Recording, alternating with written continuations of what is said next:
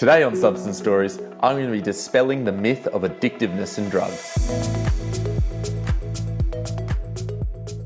Today I'm going to talk about the myth of addictiveness. So this is what people often ask me as an addiction psychiatrist. They sort of ask me, well, what's the most addictive drug?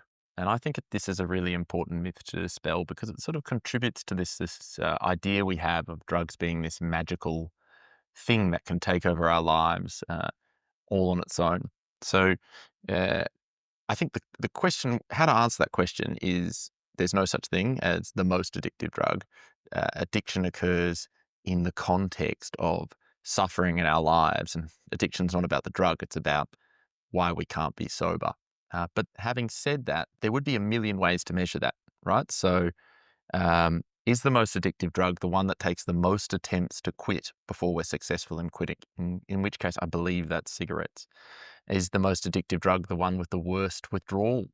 In which case, that's probably, so the one that we don't want to quit when we're going through withdrawal symptoms, in which case that's GHB. Is the most addictive drug the one with the most, the highest percentage of users that are addicted, in which case that would either be IV, heroin, or cigarettes.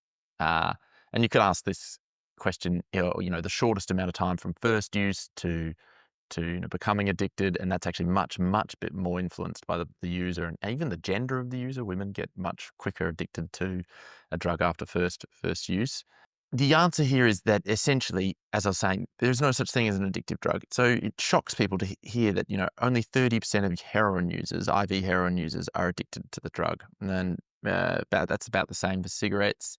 And for most drugs, it's about 10 to 15%.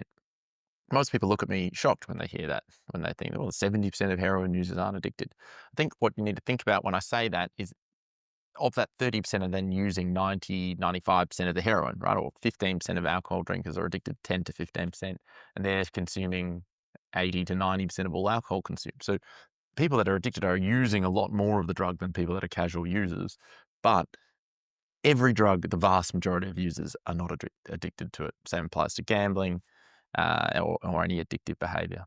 There are some things that would influence a drug's addictiveness, and that comes down to behavioral psychology, right? So when we're using a drug, it's how quickly we associate using that drug with the actions that led to using that drug.